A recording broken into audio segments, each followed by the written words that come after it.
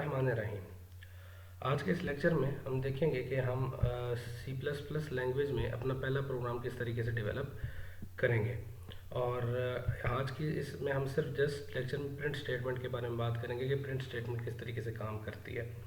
Students, अब तक हम जो बात करते आए हैं उसमें हमने डिस्कस कर लिया है कि प्रोग्रामिंग क्या है, प्रोग्रामिंग हमें क्यों ज़रूरी है, किस लिए हमें प्रोग्राम करना है, और फिर हमने देखा कि विजुअल स्टूडियो को यूज़ करते हुए हम किस तरीके से अपना सी प्लस प्लस का पहला प्रोजेक्ट क्रिएट करेंगे। तो writing a first program, C plus plus में कुछ चीज़ें हैं जिसमें हमने पहला प्रोग्राम अपना लिखना होता है, जहाँ पे हम मेंशन कर रहे हैं first line should be hash include आयो स्ट्रीम। आप डबल कोटेशंस में भी लिख सकते हैं इसको, और आप ये एंगुलर ब्रैकेट्स के अंदर भी इसको मेंशन कर सकते हैं। आयो स्ट्रीम एक्चुअली क्या है, एक इनपुट एंड आउटपुट स्ट्रीम है जो कि एक हेडर फाइल है that is use to input and output purpose. जो इनपुट एंड आउटपुट पर और भी इसके पर्पज हैं, पर फिलहाल हम इनपुट एंड आउटपुट की बात कर रहे हैं। Iostream must be included if you want to input और आउटपुट, यानी आपने अगर इनपुट या आउटपुट करनी है तो आयो स्ट्रीम की जो हेडर फाइल है इसको आप लाजमी इंक्लूड करेंगे। If you want to input और output only iostream is not enough. ये चीज़ ध्यान में रखिएगा कि आपने सिर्फ आयो स्ट्रीम को प्रेफर नहीं कर, आयो स्ट्रीम को यूज़ नहीं करना। आपके पास एक नेम स्पेस होती है जिसे हम कहते हैं एसटीडी, जो कि पूरा जिसको मैं हाईलाइट कर रहा हूँ, ये पूरी रिजर्व स्टेटमेंट है using name space STD semi colon syntax का हिस्सा है जो कि टर्मिनेटर के तौर पे इस्तेमाल होगा कि साइन यहाँ पे टर्मिनेट हो रही है। ऊपर हेडर फाइल में हमें ये चीज़ मेंशन नहीं करनी, उसका टर्मिनेटर या तो डबल कोटेशंस होगा या आपके पास एंगुलर ब्रैकेट होगी, फुल स्टॉप भी नहीं लिखना। अच्छा, अब एसटीडी आखिर है क्या चीज़? एसटीडी एक नेम स्पेस है।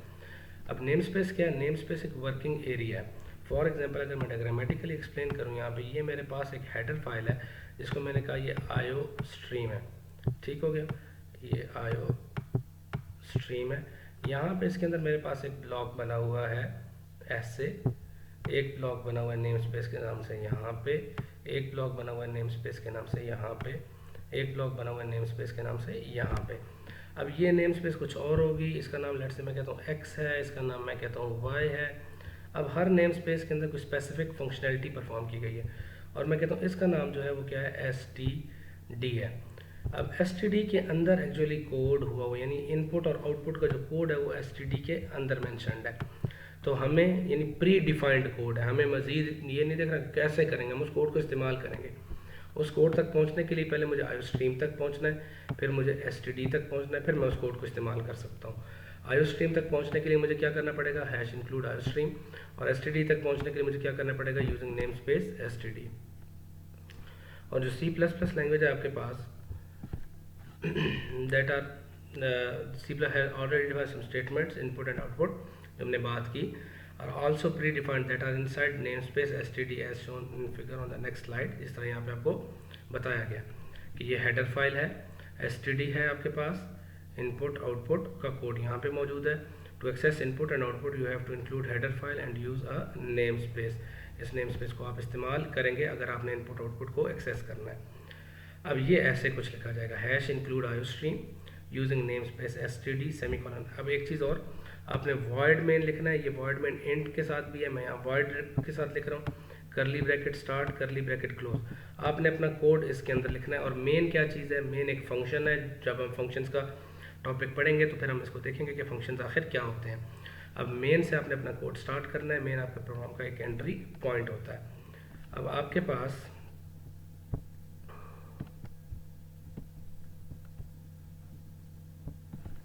यहाँ पे हमारे पास आउटपुट के लिए स्टेटमेंट यूज़ होती है उसे हम कहते हैं सी आउट।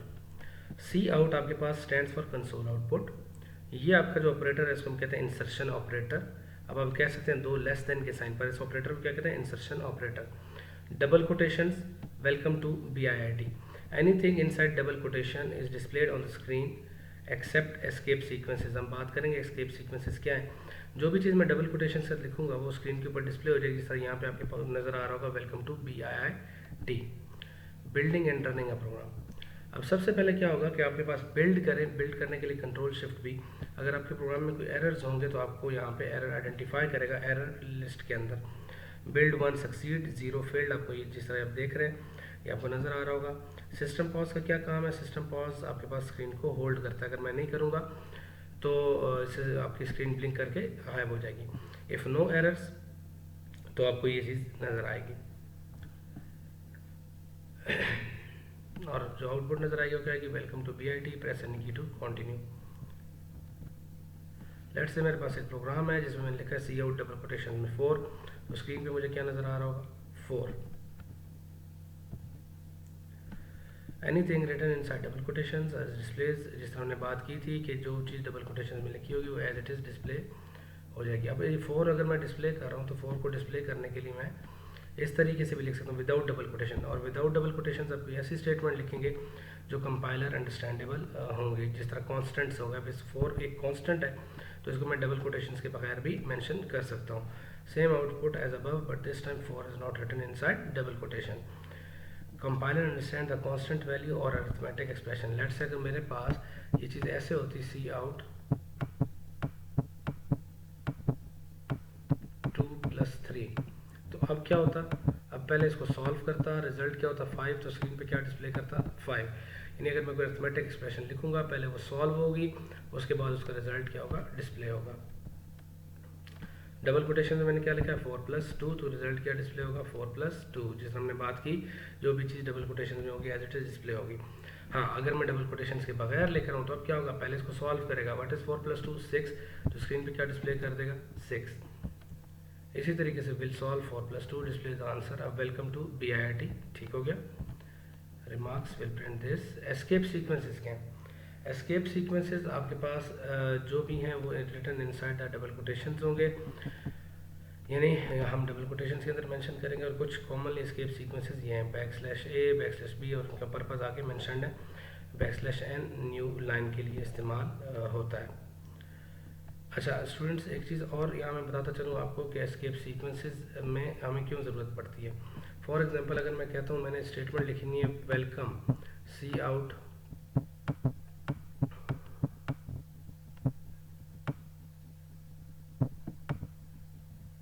वेलकम, ये स्टेटमेंट मैंने लिख दी।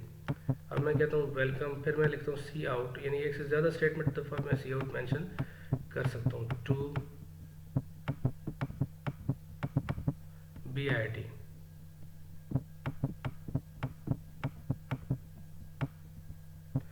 अब मैं कहता हूँ ये सारी की सारी चीज़ें जो है ना वो अगली लाइन पे शो, तो मैं साथ इसके /n लिख दूंगा जिसका पर्पज़ न्यू लाइन है। अब वेलकम, अब /n एज इट इज़ नहीं प्रिंट होगा, /n का क्या काम है अगली लाइन पे, \n अगली लाइन पे जो भी चीज़ \/ के साथ आप डबल कोटेशन में लिखेंगे वो एस्केप सीक्वेंस ट्रीट हो रही होगी। जिस तरह आपने यहाँ पे देखा \A, \B, वो सारे के सारे क्या होंगे, एस्केप सीक्वेंसेस होंगे। तो हमने लेक्चर 1 में जो चीज़ें डिस्कस की वो क्या है, प्रोग्रामिंग क्या चीज़ है, हिस्ट्री ऑफ C++ को डिस्कस किया, इंट्रोडक्शन ऑफ विजुअल स्टूडियो के बारे में बात की, printing of value on screen के बारे में बात की, कि सी आउट स्टेटमेंट क्या है, प्रोग्रामिंग एक्चुअली हमें क्यों सीखनी है इसके बारे में भी हमने डिस्कस किया कि प्रोग्रामिंग आपको कहाँ कहाँ फ़ायदा दे सकती है, एक प्रोग्रामर की जो जॉब है वो कितना आपको हाईली पे कर सकता है। जॉब एक तो पे के हवाले से, दूसरा आप थिंकिंग, आपकी थिंकिंग इंक्रीज़ होती है। जिस तरह हमने स्टीव जॉब की कोटेशन को कोट किया था कि स्टीव जॉब ने कहा था कि every person in a country should learn a programming so it makes you a thing, यानी यह आपको इनेबल करती है सोचने के बारे में, आपका दिमाग जो है ना प्रोग्रामिंग खोलेगी, बिकॉज इसमें आपको डिफरेंट प्रॉब्लम्स का सोल्यूशन प्रोवाइड करना होता है, डिफरेंट चीज़ों को लेके चलना होता है, डिफरेंट लॉजिक्स डेवलप करनी होती हैं। आई होप आपको ये चीज़ें क्लियर हो गई होंगी।